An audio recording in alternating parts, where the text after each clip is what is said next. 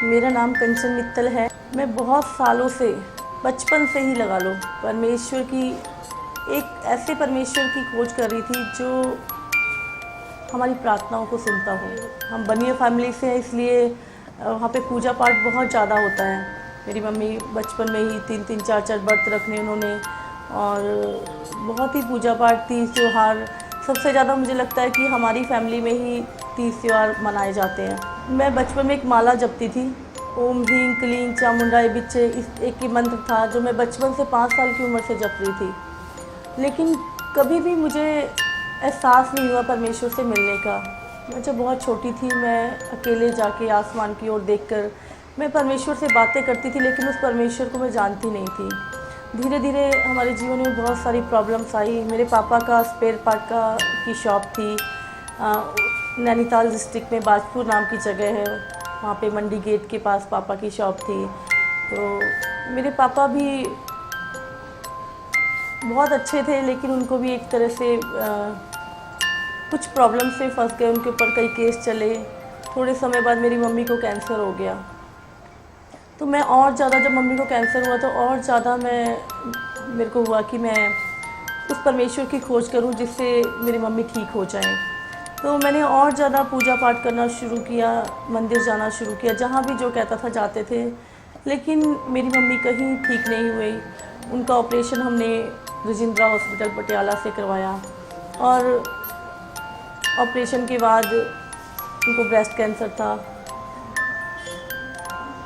लेकिन वो एक बार ठीक हो गए थे, फिर 1 साल बाद फिर उनका दोबारा से उनको कैंसर हुआ। और उस दौरान दुष्ट आत्माओं का भी बहुत ज़्यादा हमारे घर में अटैक हुआ। मेरी सिस्टर थी, उसके ऊपर, उसका नाम बेनू गोयल था, और वो काफ़ी उसके ऊपर दुष्ट आत्माओं के अटैक हुए। वो और उसको अपने हाथ जला लेती थी। उसने, जब मेरी मम्मी की डेथ हुई तो हमारे घर में गरुड़ पुराण नाम का एक पाठ बैठा था।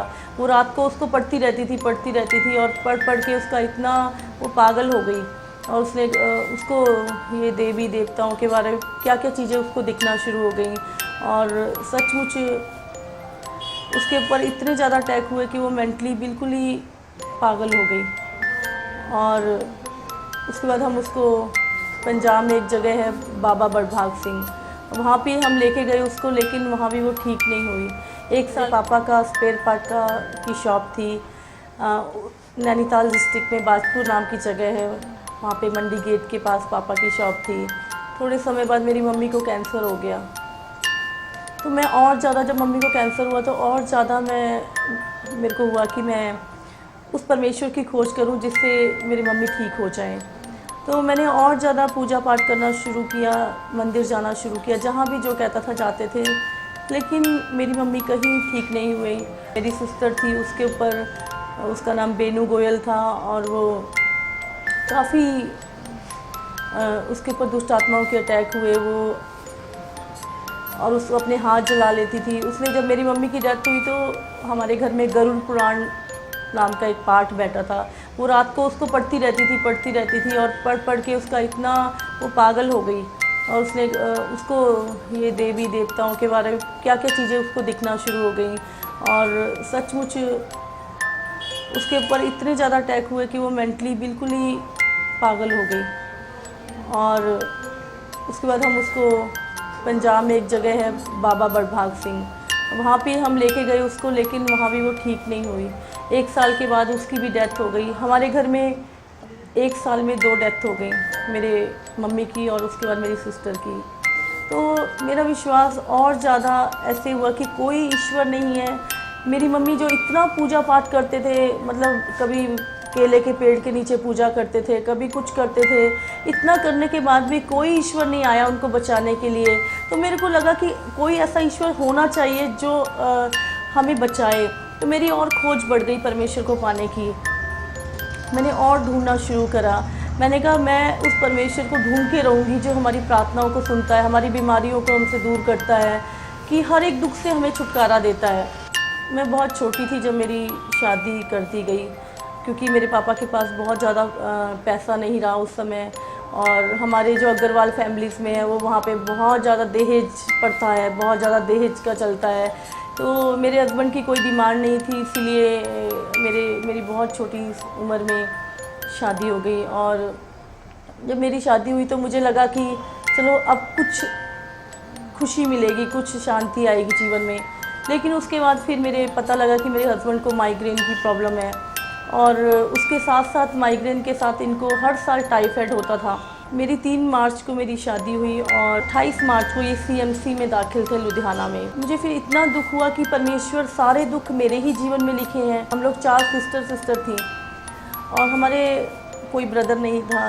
तो एक सिस्टर की डेथ हो गई, मम्मी की डेथ हो गई। जीवन में इतना दुख, चारों तरफ ऐसे लगता था कि एक दुखों के हम सागर में डूब चुके हैं। और जब हस्बैंड की बीमारी आई तो और ज़्यादा मैं टूट गई, बहुत ज़्यादा। तो मैंने कहा कोई ईश्वर नहीं है, और ज़्यादा मेरी जो अंदर की पुकार थी उस ईश्वर के लिए बढ़ गई। उस दौरान मेरे पापा जो राधा स्वामी थे, 35 साल से वो नाम जाप करते थे, बहुत पूजा पाठ, रामायण गीता सब कुछ पढ़ते थे। उनके पैरों में एक तरह की गांठें थीं जो डॉक्टर कहते थे उसका ऑपरेशन होगा। तो मेरी शादी हो चुकी थी, लेकिन मेरे पापा के पास के पड़ोस में कोई एक पास्टर आए, और हम नहीं जानते थे पास्टर नाम होता भी क्या है, पास्टर होते कौन है, हमें नहीं पता था।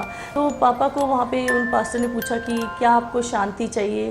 तो मेरे पापा ने बोला मुझे शांति ही चाहिए, क्योंकि मेरा उस समय पापा का कोई उम्मीद नहीं थी कि वो 1-2 साल भी ज़िंदा रहेंगे, क्योंकि वो इतने कमज़ोर दुबले हो गए थे कि उनकी कोई उम्मीद नहीं थी। लेकिन जब उन्होंने बोला कि हाँ मुझे शांति चाहिए, तो उन पास्टर ने पापा के लिए प्रार्थना करी, और जब प्रार्थना करी तो मेरे पापा को जो एकदम कुबड़े थे वो सीधे हो गए, और सीधे हो गए। उनके पैरों की गांठें भी एक ही प्रार्थना में चली गई, और जब वो ठीक हुए तो मेरे पापा प्रभु में आए। फिर मेरी सिस्टर जो बहुत ही ज़्यादा धार्मिक प्रवृत्ति की थी, वो अकेली रह गई थी पापा के पास। तो जब उसने एक दिन बाइबल खोली, तो जब वो बाइबल खोली तो उसके फर्स्ट पेज पे लिखा था कि इसमें एक गुप्त खजाना है, जो कोई इसको ढूंढेगा तो उसे मिलेगा। तो उसने सोचा मैं देखती हूँ इसके अंदर कौन सा गुप्त खजाना है। जब उसने बाइबल पढ़ना शुरू किया तो उसको बहुत अच्छा लगा, और वो बाइबल पढ़ती रही। बाइबल पढ़ते पढ़ते एक दिन उसके ऊपर पवित्र आत्मा उतर आया, और वो आत्मा से भर गई। उसने परमेश्वर को महसूस किया अपने जीवन में। उस दौरान मुझे किसी ने बोला कि तेरे पापा मुसलमान बन गए हैं, कि मैं दूर रहती थी थोड़ा, तो मुझे बड़ा गुस्सा आया, क्योंकि उस समय मैं बहुत ज़्यादा धार्मिक थी। मेरे घर में 3 रूम थे, जिसमें एक रूम मैंने पूरा मंदिर को दिया हुआ था। घंटों घंटों बैठकर देवी की उपासना करती थी, क्योंकि मैं भगवानों को बोलती थी कि कोई तो एक ऐसी शक्ति है जो इस दुनिया को चला रही है। तो उस शक्ति को, जैसे हमारे हिंदुओं में दुर्गा माता मानते हैं, इस तरह उस शक्ति को मैं सोचती थी यही शक्ति है, और ये शक्ति मुझे दर्शन देगी और मैं इसको पाके रखूँगी। तो मैंने अपने घर में एक मंदिर बनाया, और वहाँ पे दिन रात जोत चलती थी। मैं घंटों घंटों बैठ के वहाँ पे प्रार्थना करती थी। पूजा पाठ से भी कोई फ़ायदा नहीं हुआ, तो मैंने सोचा मैं ग्रंथ पढ़ती हूँ, ग्रंथों में ज़रूर मुझे वो रास्ता मिलेगा जो परमेश्वर तक पहुँचता है।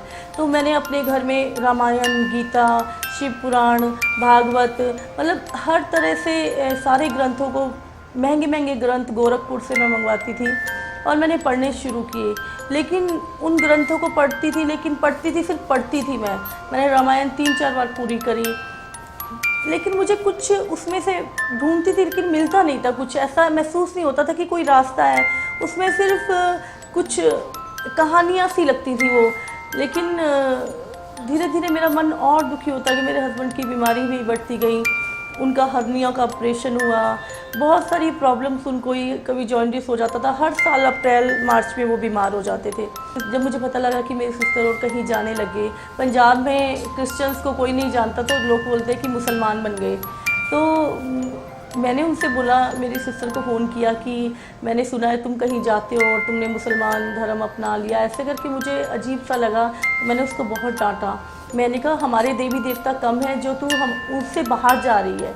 मैंने कहा अगर तेरे को ठीक है, तेरे को एक देवी देवता से तसल्ली नहीं तो दूसरे को मान, दूसरे नहीं तीसरे को मान, पर उससे बाहर जाने का कोई मतलब नहीं है। क्योंकि उस समय मेरे अंदर भी एक धार्मिक घमंड बहुत ज़्यादा था, क्योंकि मैं बहुत ज़्यादा पूजा पाठ करती थी। तो मैं कहती थी वो जो हमारी चीज़ है ही नहीं है। हम सोचते हैं कि क्रिश्चियनिटी तो हमारी है ही नहीं, यीशु मसीह तो अंग्रेज़ों का ही परमेश्वर है। इस तरह के ख्याल हमारे दिमाग में थे। तो मेरी बहन ने कुछ नहीं बोला, वो थोड़ा डर गई, क्योंकि उसने सोचा कि मैं उसको डांटूंगी।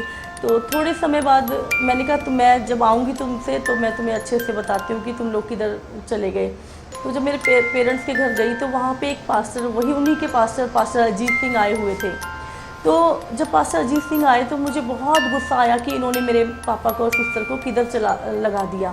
पापा से बोला कि पापा मुझे इनसे बात करनी है। तो पापा कहते बेटा ये 3 दिन से सोए नहीं है, कहीं कहीं सेवकाई से आए हैं, आप इनको आज सोने दो, मॉर्निंग हम बात करेंगे। मैंने कहा नहीं, मेरी रात नहीं निकलेगी, क्योंकि मुझे बहुत गुस्सा आया हुआ था। मेरे पापा ने पास्टर जी से पूछा कि मेरी बेटी आपसे बात करना चाहती है। तो पास्टर जी ने बोला कि ठीक है, हम खाना खा के फिर बैठेंगे, हम फिर बात करेंगे। रात के 10 बजे, सर्दियों के दिन थे, हम लोग चारपाइयाँ बिछी हुई थी। तो पास्टर जी इधर बैठे और मैं दूसरे बेड पे बैठ के तो हमने बात करनी शुरू करी। रात को 10 बजे से हमने बात करनी शुरू की।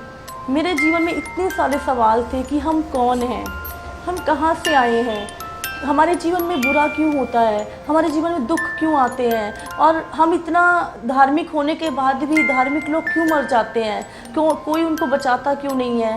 मतलब इतने सारे मेरे जीवन में सवाल थे। ईश्वर कौन है, फिर ये भगवान कौन है, देवी देवता कौन है, मतलब इतने सारे सवाल मेरे थे कि मैं उनसे पूछती गई और सुबह के 4 बज गए, मेरे सवाल ख़त्म हो गए।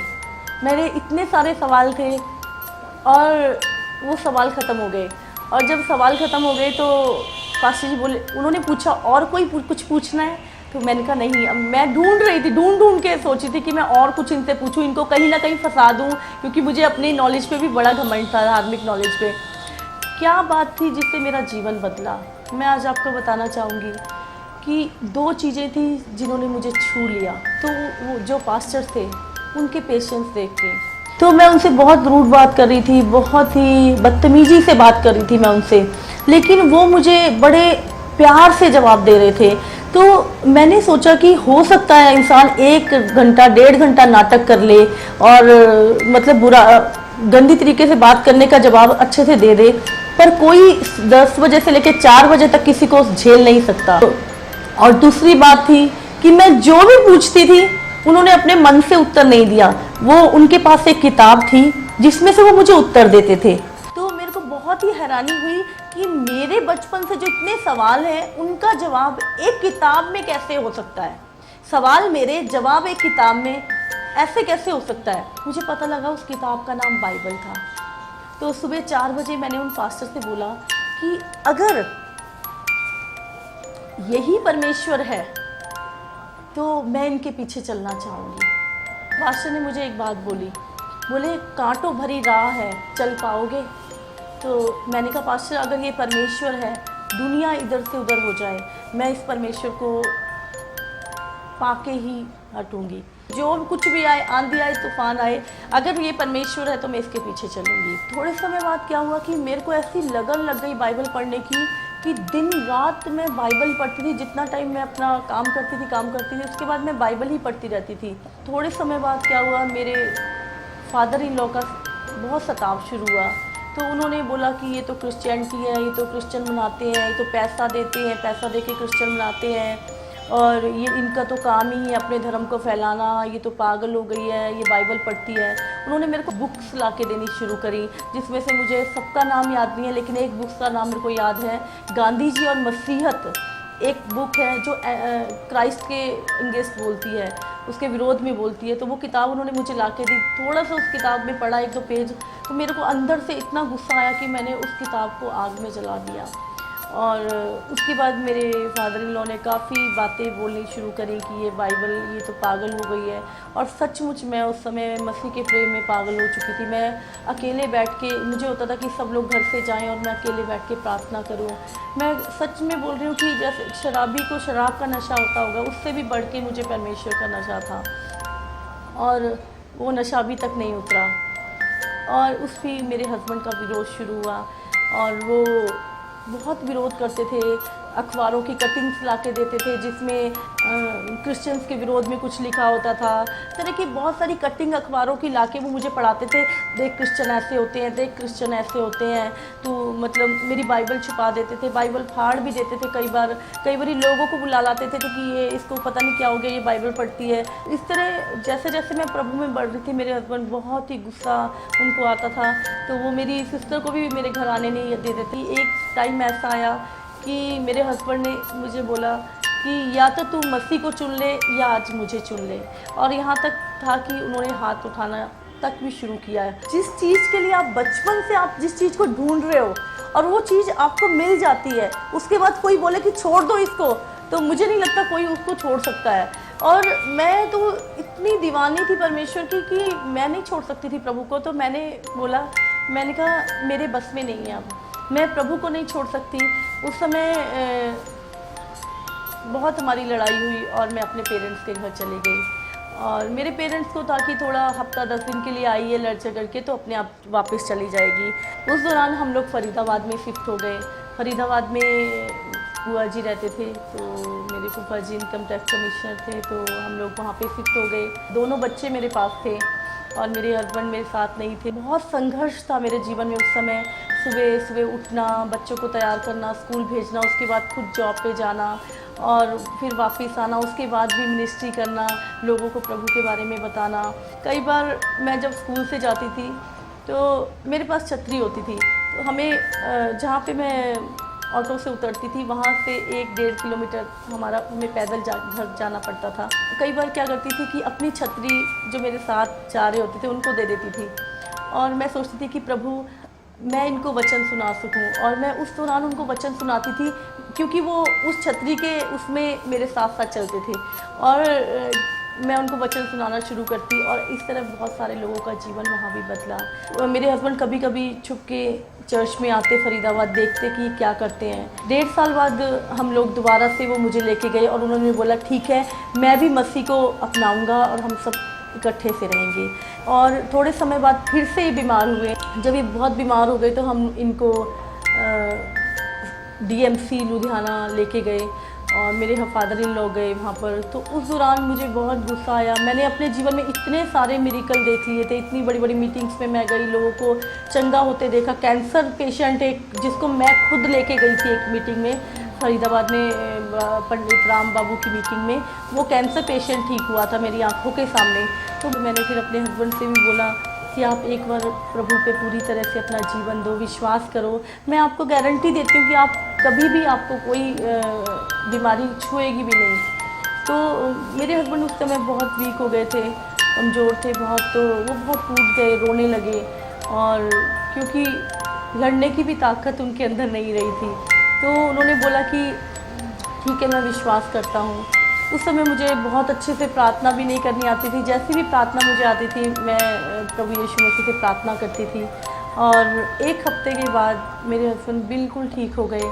आज 10 साल हो गए हैं मेरे हस्बैंड को, 10 साल से भी ज़्यादा, जिनको माइग्रेन हर तीसरे दिन माइग्रेन होता था, और हमारा फैमिली डॉक्टर था, वो इंजेक्शन लगाता था, फिर उनको आराम आता था। दवाई तो असर नहीं करती थी उनके ऊपर बिल्कुल भी।